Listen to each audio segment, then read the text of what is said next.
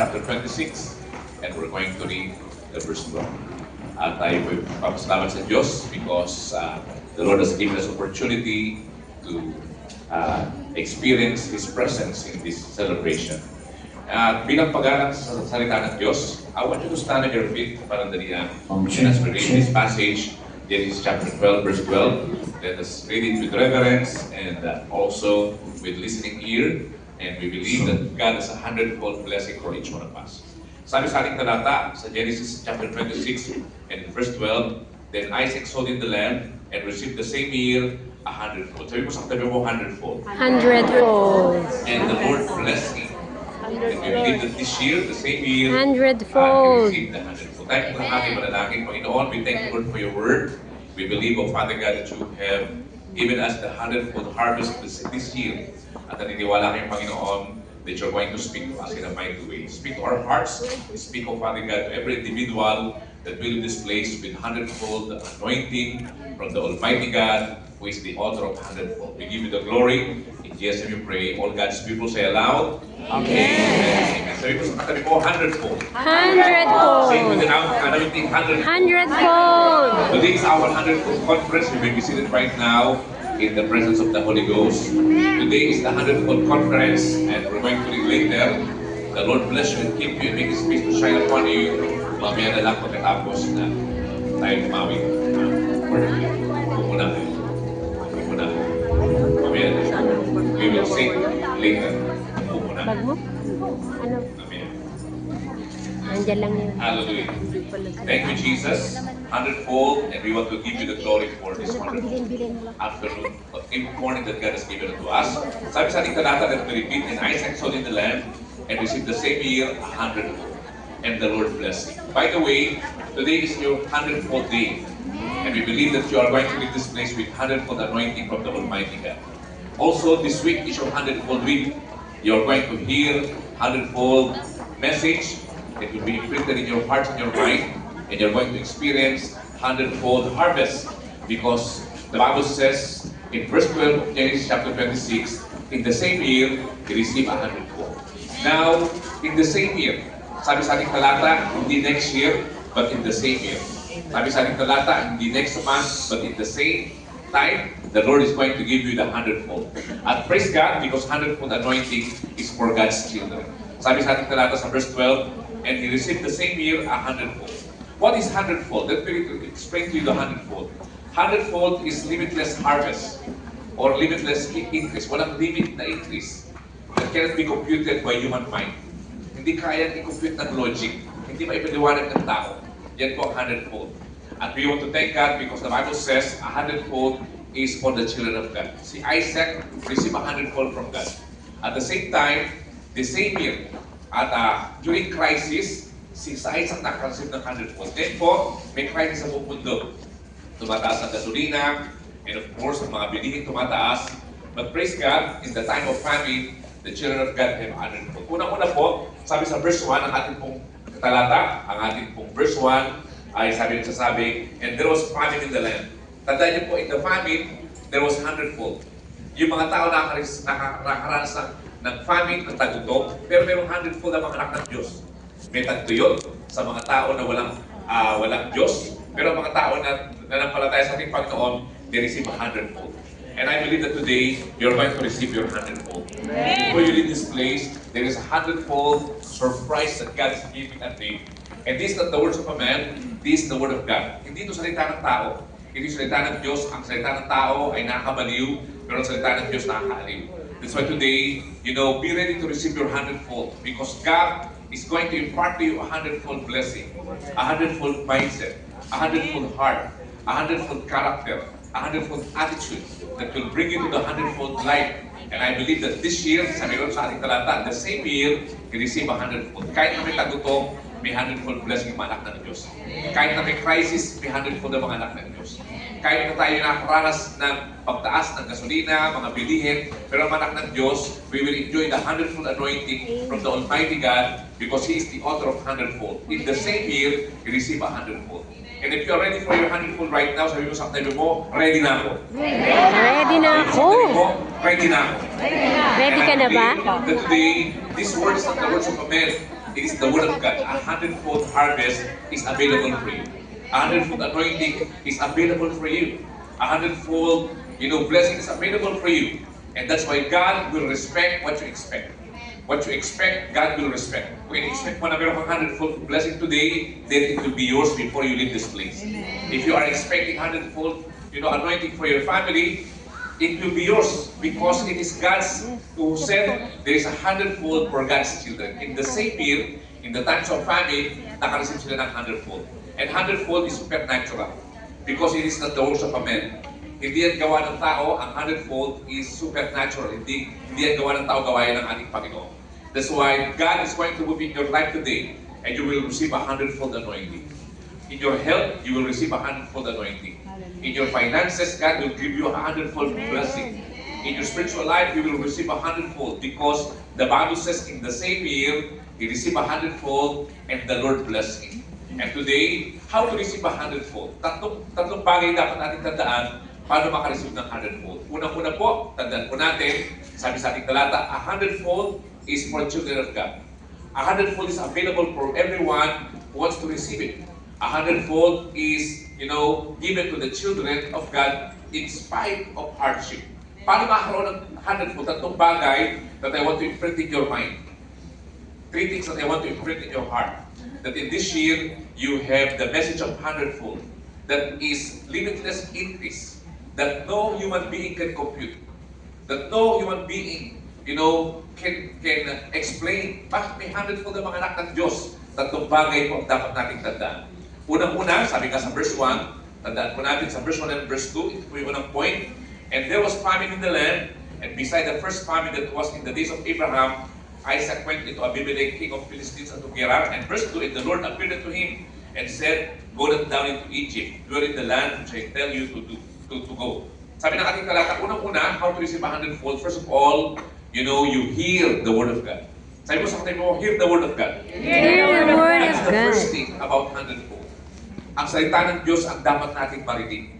Because if you will listen to the promise of men, hindi yun sigurado. If you will listen to the promise of the company, hindi yun sigurado. Sabi ng company, ikaw ay kanyang i-increase, it is not sure.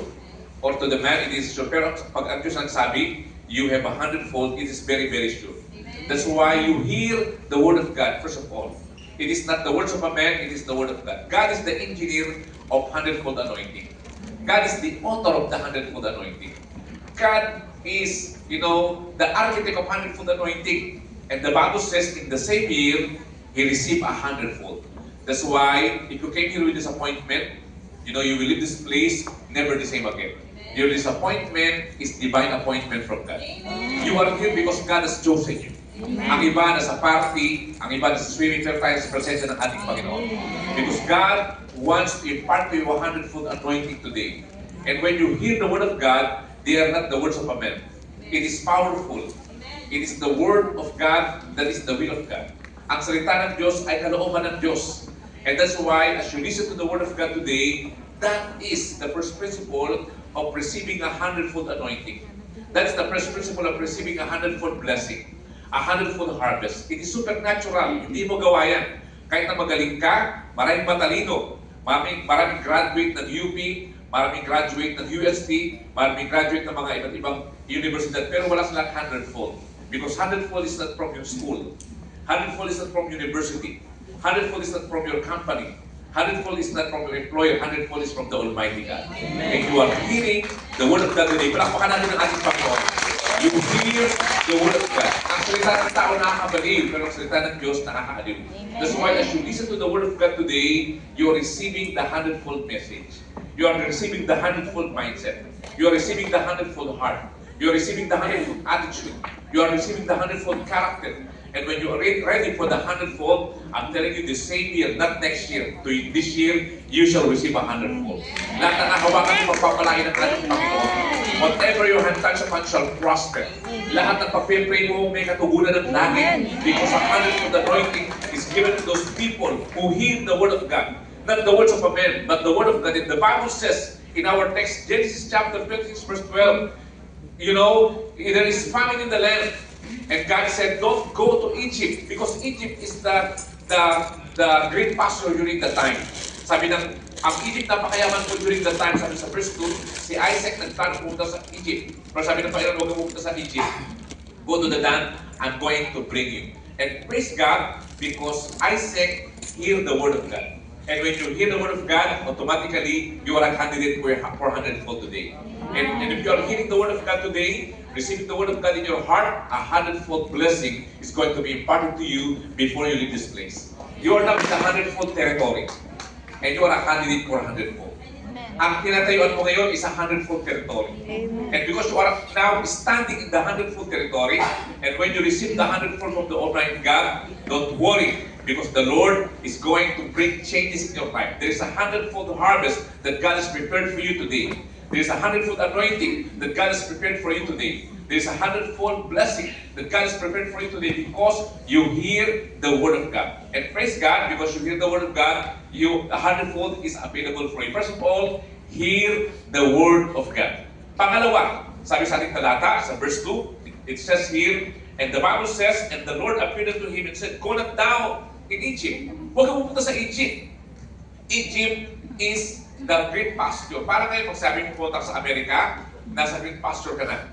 Sabi ng iba, pag napunta ako sa Canada, nasa great pasture ka na. Pero kahit wala ka sa Amerika, kahit wala ka sa Canada, kahit nasa Hong Kong, pagpapalain ka ng ating Panginoon. Because ang hundredfold anointing is coming up to you. Supernatural. Hindi ikaw ang gumawa, ang Diyos ang gumawa sa buhay. That's why the second principle, unang-una is hear the word of God. Pangalawa is obey the word of God. You know? At si Isaac, sinunod ang sinabi ng Panginoon. Hindi siya pumunta sa Egypt. Although he knew that Egypt is the great pasture during the time. Ang Egypt na napakayamang bansa. Kaya gusto ni Isaac pumunta sa Egypt. But God said to Isaac, don't go to Egypt because I will bring you wherever you are. Today, you're going to receive your 100-fold. Kahit nasa Hong Kong ka, 100-fold anointing will be given unto you. Kahit nasa Hong Kong ka, the 100-fold open heaven is given unto you because you obey the word of God. The word of God is the will of God. The word of God is the word of miracle. The word of God is the word of life. The word of God is the word, of transformation. It's the word of blessing. When you hear the word of God, you are hearing that the words of a man. The word of God. That's why obey the word of God. When you obey, I'm telling you, ang Diyos ay tunay nga na nanunugod sa mga anak niya na sumusunod sa Kanya.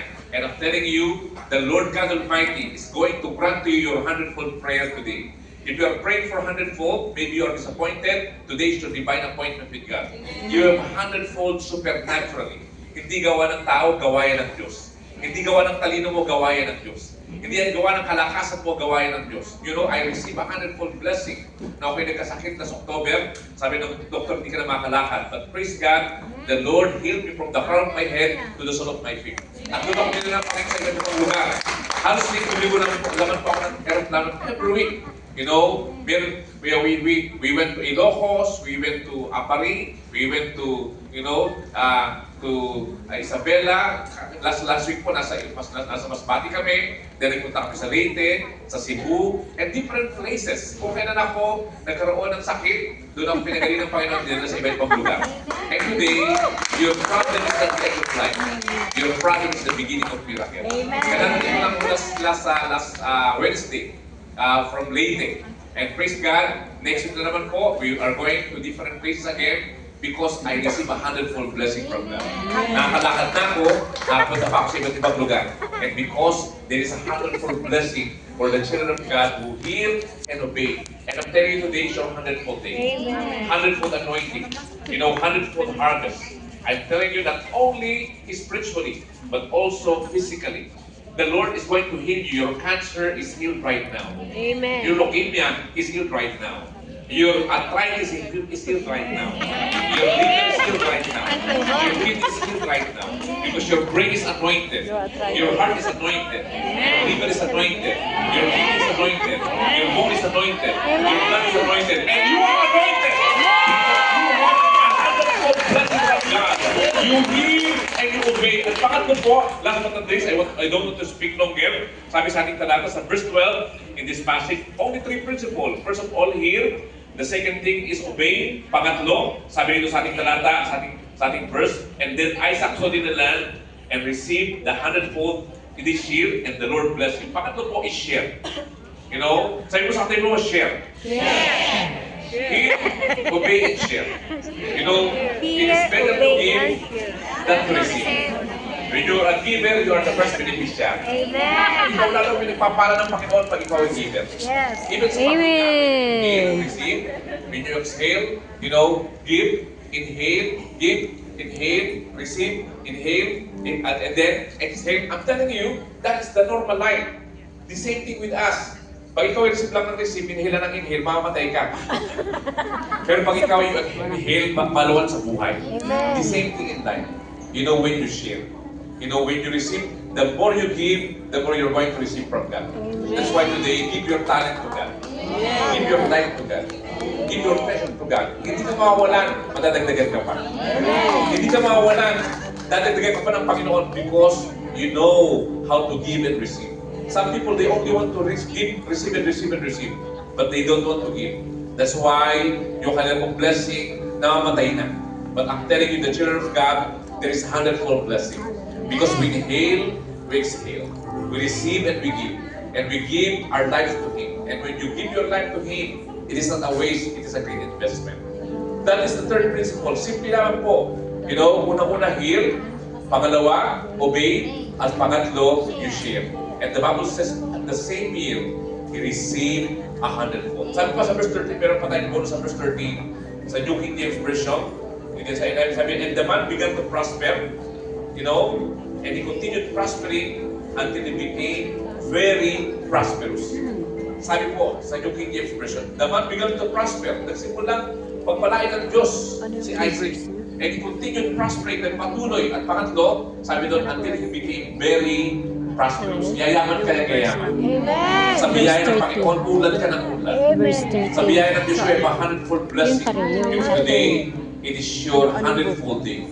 And I want you to stand in your feet today. We're going to sing this song, the Lord bless you and keep you and make His face to shine upon you.